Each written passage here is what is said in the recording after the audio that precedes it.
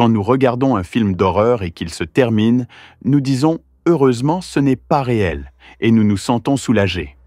Mais comment vous sentiriez-vous si je vous disais qu'il existe des histoires vraies pires que les histoires d'horreur que vous avez vues? L'histoire que je vais vous raconter aujourd'hui est une véritable horreur, et ces événements semblent tirés d'un film, mais l'histoire est 100% vraie. Bonjour, je m'appelle Pierre, et bienvenue sur ma chaîne Mister Pierre.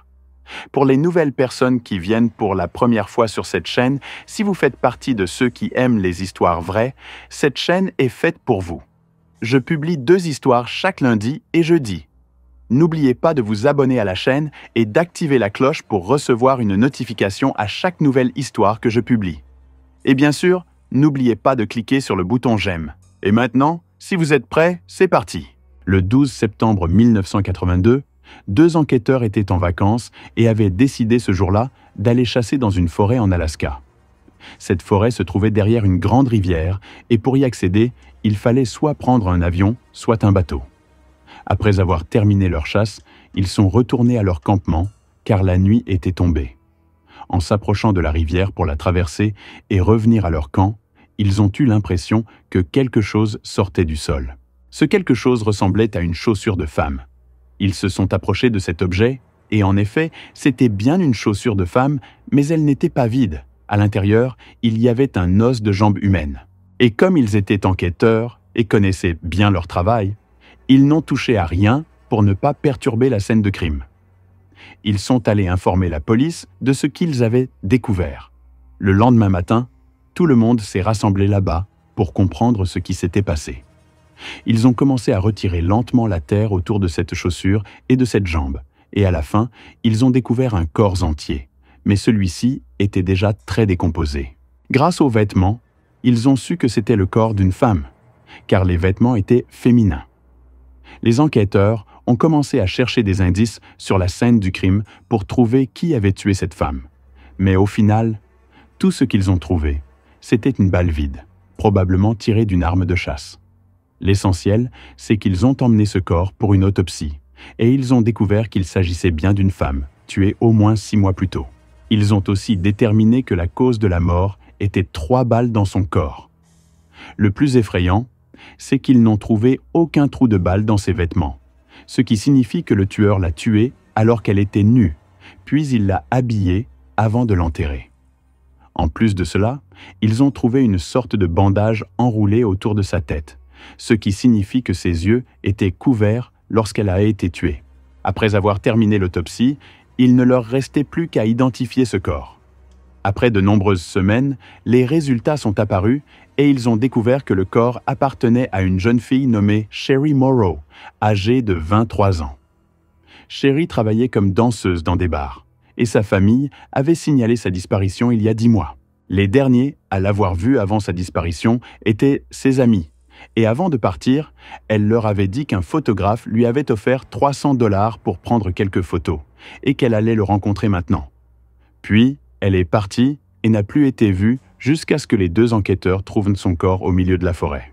La police était convaincue que l'homme qui l'avait tué était ce photographe qu'elle allait rencontrer. Mais qui était ce photographe? Personne ne le savait. Il n'avait aucune preuve pour identifier le meurtrier, à l'exception de cette balle, mais cette balle était utilisée par de nombreux chasseurs en Alaska, ce qui rendait presque impossible d'identifier son propriétaire. La police a décidé de diffuser ces informations dans les médias, annonçant qu'une jeune fille nommée Sherry Morrow avait disparu depuis 10 mois lorsqu'elle allait rencontrer un photographe. Ils ont également publié ces photos dans l'espoir que quelqu'un qui l'avait vue avec ce photographe puisse leur donner une description pour les aider à le retrouver. Par la suite, la police a organisé une grande conférence de presse à laquelle ont assisté de nombreux journalistes et chaînes de télévision. L'enquêteur en charge de cette affaire a pris la parole et raconté l'histoire de Sherry. L'un des journalistes présents a posé une question à l'enquêteur. Cette affaire est-elle liée aux 2 autres affaires que vous n'avez toujours pas résolues? Il a posé cette question parce que, 2 ans plus tôt, des chasseurs avaient trouvé les corps de 2 femmes dans la même forêt où ils avaient trouvé Sherry.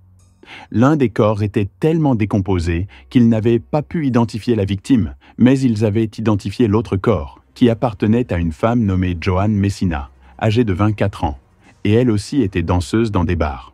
L'enquêteur a répondu au journaliste « Ces deux jeunes femmes n'ont aucun lien avec Sherry Morrow », ce qui signifie que la personne qui a tué Sherry Morrow n'est pas la même que celle qui a tué ces deux jeunes femmes.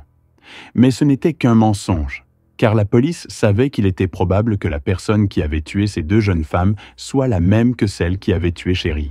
En plus de ces trois victimes, de nombreuses autres jeunes femmes avaient disparu de cette ville proche de la forêt, appelée Anchorage. Ces jeunes femmes disparues étaient toutes soit danseuses dans des bars, soit des prostituées. Cela signifie qu'il y avait quelqu'un qui enlevait uniquement des prostituées ou des danseuses de bar. Mais la police ne voulait pas en parler aux médias, d'abord parce qu'ils n'avaient aucune preuve solide, et ensuite pour éviter de paniquer la population à cause de la présence potentielle d'un tueur en série parmi eux. Ils ont gardé cela secret et ont commencé à tenter de résoudre ce mystère et de découvrir ce qui se passait avant d'en informer le public. Les jours passent et la police poursuit son enquête sur cette affaire, tandis que les jeunes femmes continuent de disparaître à Anchorage. À chaque fois, une famille vient signaler la disparition de sa fille.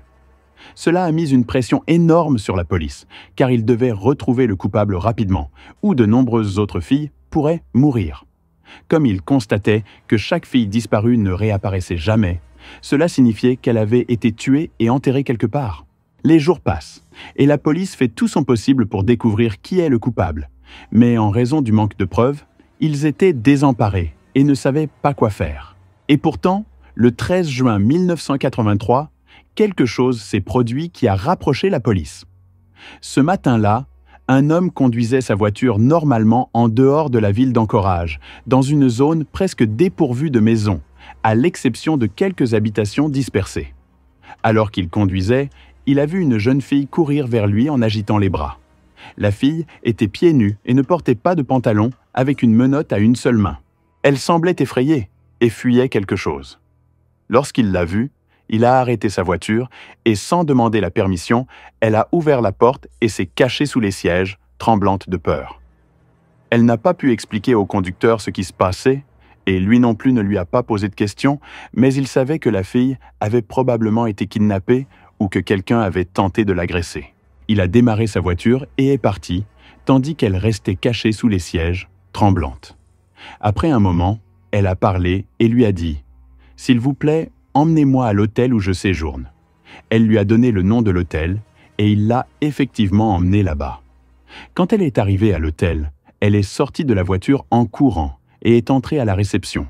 Elle leur a dit « Donnez-moi la clé de ma chambre. » Dès qu'ils lui ont donné la clé, elle s'est précipitée vers sa chambre.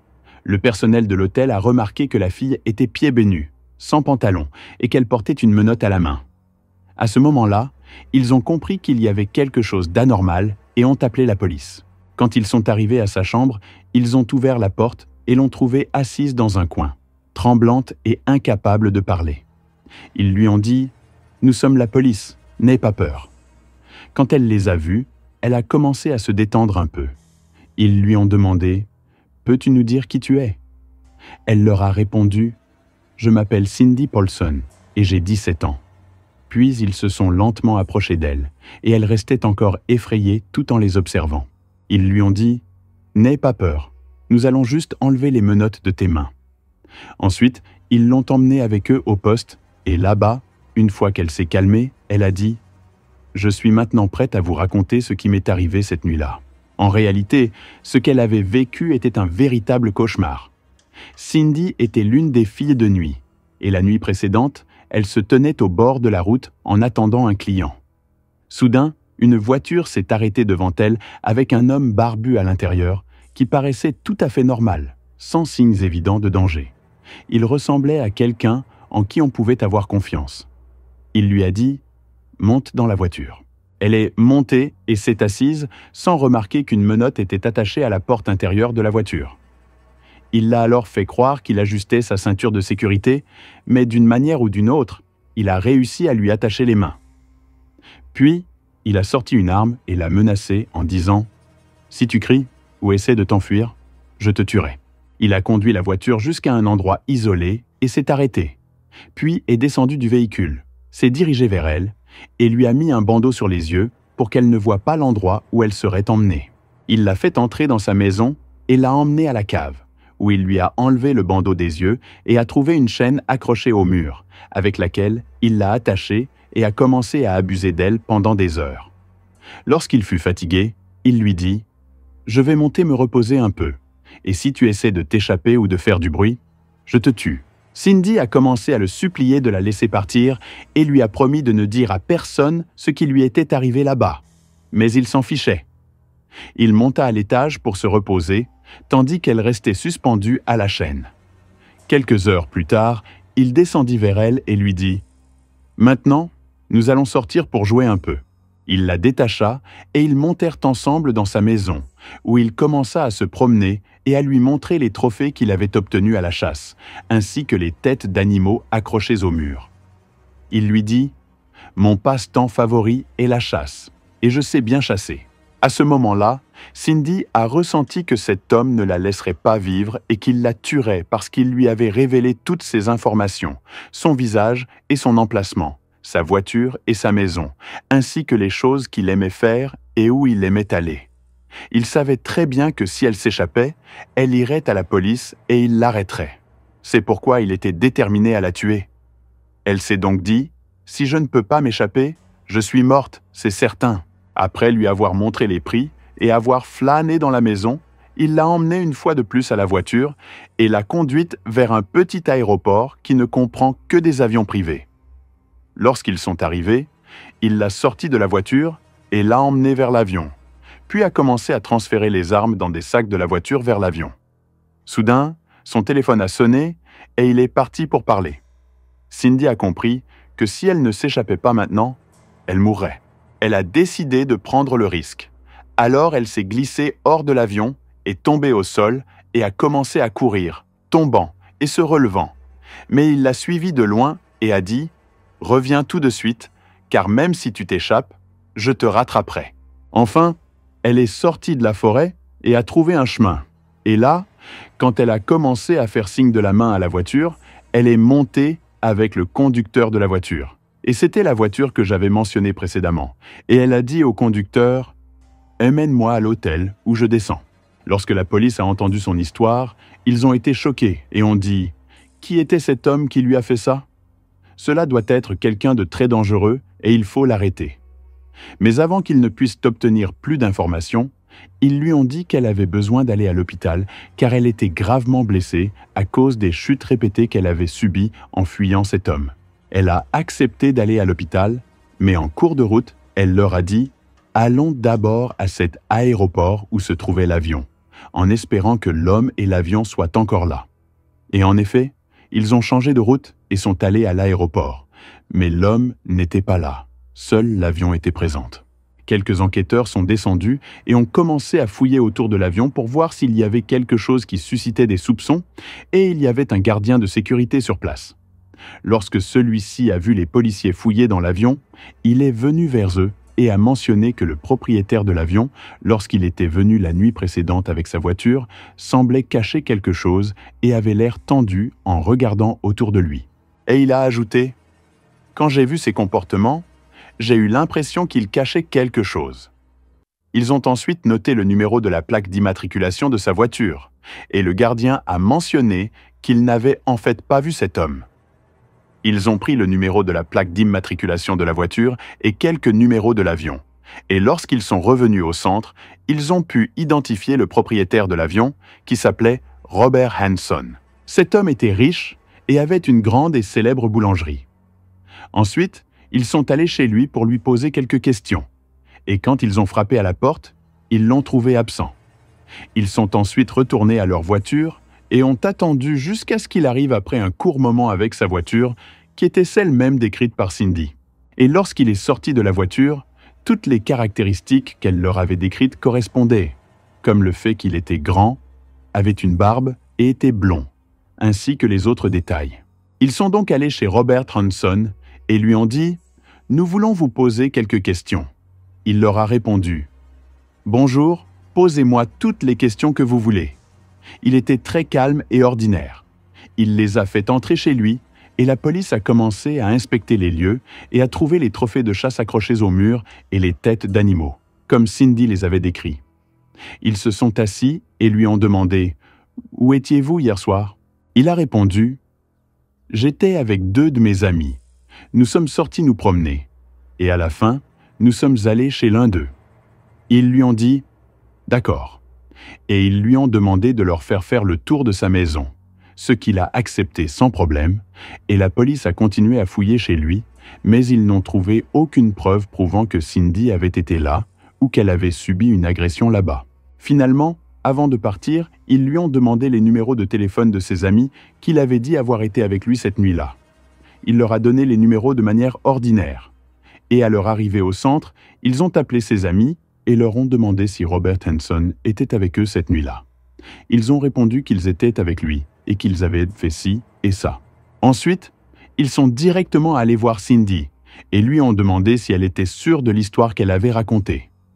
A-t-elle ajouté quelque chose ou inventé quelque chose?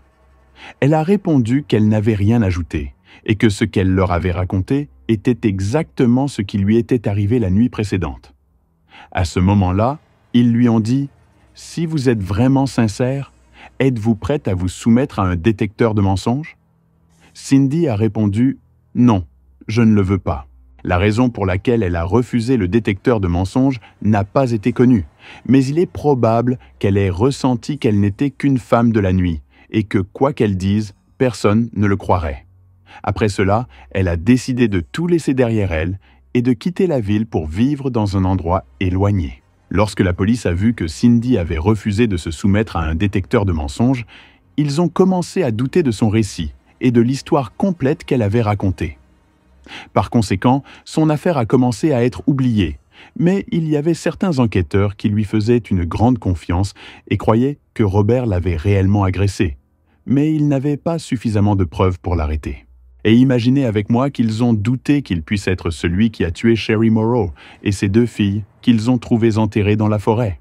3 mois s'étaient écoulés depuis cet incident. Et un jour, le 2 septembre 1983, certains ouvriers réparaient une route pas très loin de la forêt d'Alaska. Pendant qu'ils travaillaient, l'une de leurs machines a tiré quelques ossements humains. Et lorsqu'ils ont vu ces os, ils ont été pris de panique et ont immédiatement appelé la police. Lorsque la police est arrivée, ils ont pris les os et les ont envoyés à l'autopsie. Comme d'habitude, ils ont commencé à chercher sur la scène de crime tout indice, quel qu'il soit, et finalement, ils ont trouvé une balle vide, qui était du même type de balle que celle trouvée sur la scène de crime de Sherry Morrow, cette fille dont je vous ai parlé précédemment, et que les enquêteurs en congé avaient trouvée morte. Après avoir identifié le corps, il s'est avéré que c'était celui d'une fille nommée Paula Goulding, âgée de 17 ans. Elle était aussi danseuse dans les bars et faisait partie des filles de la nuit. La cause du décès était 3 balles dans son corps, et elle était nue avant sa mort, puisque le criminel avait habillé son corps après l'avoir tué, puis l'avait enterré. La police était dans une véritable impasse, mais beaucoup d'entre eux étaient convaincus que le meurtrier qui avait tué toutes ces filles était en effet Robert. La situation était claire. Premièrement, Robert aime la chasse, et toutes ses filles ont été tuées avec une arme de chasse. Deuxièmement, la fille qui a échappé à ses griffes a dit qu'il avait l'intention de l'emmener quelque part pour la tuer. Et il est probable que cet endroit soit la même forêt où les 4 corps des filles ont été trouvés.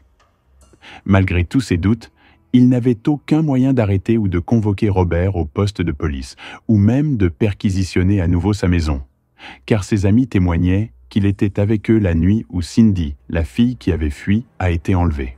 La police était fatiguée de réfléchir à une solution. Mais finalement, une idée leur est venue. Ils allèrent consulter un homme qui travaillait au Bureau des enquêtes fédérales, FBI, nommé John Douglas. Cet homme a la capacité d'analyser la personnalité du tueur en fonction de la manière dont il tue. Ils lui ont donné toutes les informations sur les 4 victimes qu'ils avaient retrouvées dans cette forêt, comment elles avaient été tuées, et tout ce dont il pourrait avoir besoin pour analyser la personnalité et découvrir comment pense le tueur. Il ne fallut pas longtemps à John pour terminer son analyse. Il leur a dit « En fonction de la manière dont il tue, il semble que cet homme ait la quarantaine, et il semble qu'il soit réussi dans sa vie et très amical, au point que les gens l'aiment rapidement en raison de sa gentillesse. Et il sera généralement un homme d'affaires prospère, aimant beaucoup la chasse. Pendant ses moments libres, il va chasser des animaux. Et finalement, il leur a dit « Cet homme est susceptible d'avoir des problèmes de diction. Soit il bégaye, soit il oublie certains mots de temps à autre. » Et imaginez avec moi que les descriptions données par cet homme du FBI correspondent parfaitement aux caractéristiques de Robert, ce qui signifie qu'il est à 100% responsable de tous ces crimes. Pourtant, comment la police pourra-t-elle l'arrêter et l'amener au poste ou même perquisitionner son domicile? Car ils ont besoin d'un mandat du tribunal, et le tribunal ne leur donnera pas ce mandat sans preuve prouvant que Robert est le criminel. Cependant, lorsque la police a demandé au tribunal d'obtenir le mandat et a donné au tribunal les descriptions que cet homme du FBI avait fournies, il s'est avéré qu'elles correspondaient parfaitement aux caractéristiques de Robert. À ce moment-là, le tribunal leur a accordé le mandat et a demandé qu'ils perquisitionnent son domicile. En effet, la première chose qu'ils ont faite a été d'arrêter Robert et de l'emmener au centre d'interrogation, tandis que les autres sont allés à son domicile où il vivait avec sa femme et ses enfants. Ils ont frappé à la porte et sa femme leur a ouvert.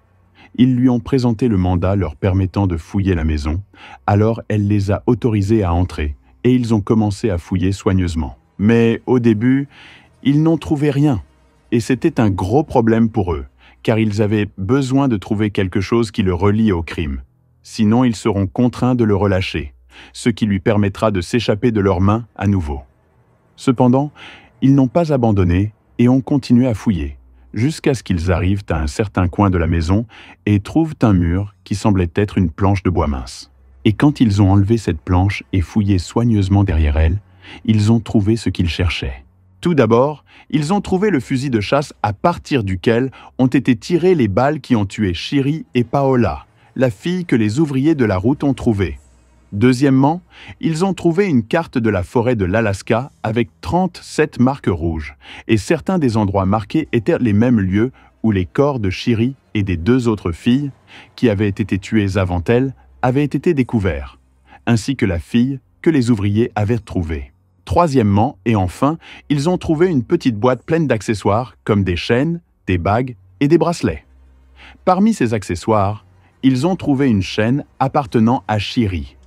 À ce moment-là, Robert n'avait plus aucun moyen de fuir la justice. Ce jour-là, alors que la police et le FBI étaient devant la maison de Robert, l'une des voisines les a aperçus.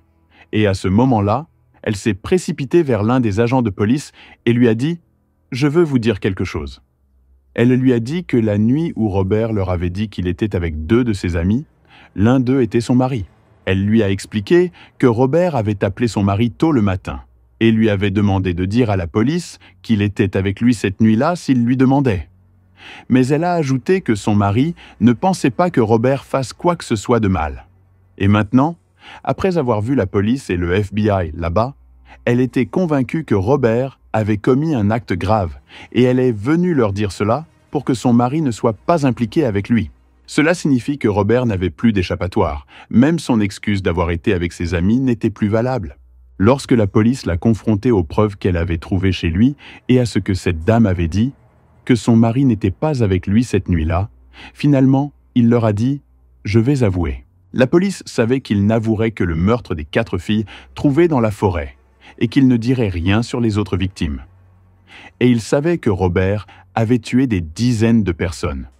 Ils lui ont dit « Dites-nous tout ce que vous avez fait et toutes les victimes que vous avez tuées, et nous ne vous poursuivrons que pour les 4 corps que nous avons trouvés, et nous ne vous poursuivrons pour rien d'autre. » Alors il leur a dit « Ok, mais j'ai une condition, c'est que tout ce que je vais vous dire aujourd'hui ne doit pas être publié dans les médias ou atteindre ma famille et mes enfants. D'abord, je ne veux pas qu'ils soient blessés. Et deuxièmement, je ne veux pas qu'ils sachent ce que je faisais. » Ils lui ont dit « Très bien, ne vous inquiétez pas. » Et ils ont signé l'accord, puis il a commencé à leur raconter les choses les plus horribles qu'on puisse imaginer. Robert, lorsque sa femme et ses enfants voyageaient et le laissaient seul à la maison, il sortait la nuit et errait dans la ville. Il allait soit chez des filles de nuit, soit aux danseuses dans les bars, l'important étant qu'elles soient jeunes et belles. Dès qu'il en voyait une, il s'approchait d'elle et lui disait « Regarde, je suis un grand photographe et un homme à succès. Et toi, tu es une très belle jeune femme. Que dirais-tu si je te payais et que je te prenais quelques photos pour pouvoir les vendre au magazine? Certaines refusaient et d'autres acceptaient parce qu'elles avaient besoin d'argent. Il convenait avec elles de se retrouver le lendemain dans un endroit qu'ils choisissaient, qui était généralement un lieu public rempli de gens pour qu'elles aient confiance en lui. Robert arrivait au lieu habituel un peu plus tôt pour pouvoir observer sa victime, pour voir si elle viendrait seule ou si quelqu'un l'accompagnerait. Si elle venait seule, il descendait vers elle et lui disait « Allons-y ». Et quand la fille montait avec lui dans la voiture, elle ne prêtait pas attention aux menottes attachées à la porte de la voiture de l'intérieur, et à peine s'asseyait-elle que Robert commençait à lui faire croire qu'il lui mettait sa ceinture de sécurité, et ensuite il lui attachait les mains avec ses menottes attachées à la porte de la voiture. Puis il sortait son arme en lui disant « Si tu cries ou fais le moindre mouvement, je te tuerai ». Puis il l'emmenait chez lui, la descendait dans le sous-sol et l'attachait avec cette chaîne, comme l'avait décrit Cindy. À ce moment-là, il commençait à l'agresser pendant des heures. Après cela, il l'emmène dans son avion et l'emmène au milieu de la forêt, et dès qu'il arrive, il la déshabille de tous ses vêtements. Il lui laisse les mains menottées et lui dit « Fuyez ». Naturellement, la jeune fille tente de s'échapper, et lorsqu'elle s'échappe, Robert prend son arme et la suit pendant des heures, voire des jours. La jeune fille a très peur et se bat pour s'échapper et se cacher. Alors elle fait de son mieux pour survivre. Mais survivre à Robert ne sera pas possible. Il aimait les regarder se cacher, effrayer et pleurer. Parfois, il chantait fort et leur disait « Cachez-vous bien, si je vous trouve, je vous tuerai ». Sa cruauté atteint le point où il les blesse pour laisser du sang derrière eux, lui permettant ainsi de les retrouver plus facilement. Chaque fille qu'il emmène là-bas, il la considère comme sa proie. Et la plupart des filles, quand elles voient qu'elles ne peuvent pas s'échapper et qu'il n'y a personne pour les sauver, elles se rendent. Ils étaient très fatigués de la peur, alors ils allaient vers lui et lui disaient « S'il te plaît, tue-nous ». À ce moment-là, il leur tire dessus et les tue. Puis il leur enlève les chaînes, leur met des vêtements et les enterre. Lorsque la police a été informée de ces détails, ils l'ont emmené dans cette forêt pour qu'il leur montre les endroits où il avait enterré toutes les filles. Ils ont commencé à se promener dans la région et ont trouvé de nombreux corps. Et à certains endroits, ils n'ont trouvé aucun corps, car généralement, les animaux étaient arrivés et les avaient mangés avant qu'ils ne les découvrent. Finalement, la police a trouvé ensemble 17 corps, mais ils savaient qu'il avait tué 37 filles. Et ce sont celles qu'il avait indiquées sur la carte qu'ils avaient trouvée chez lui. On dit que cette carte représentait l'une des zones où Robert chassait. Il chassait dans de nombreux endroits et il est probable que chaque endroit où il chassait, il tuait des filles. Le tribunal l'a condamné à la réclusion à perpétuité et il n'a pas pu sortir de prison. Ils auraient souvent dû le condamner à mort, mais parce qu'ils avaient signé avec lui cet accord stipulant qu'ils le poursuivraient uniquement pour les 4 crimes s'il confessait tous les crimes, ils l'ont condamné uniquement à la réclusion à perpétuité. Et en 2014, Robert est mort en prison alors qu'il avait 75 ans. C'était l'histoire d'aujourd'hui. Merci beaucoup d'avoir suivi jusqu'à la fin et nous nous retrouverons pour une nouvelle histoire. Au revoir.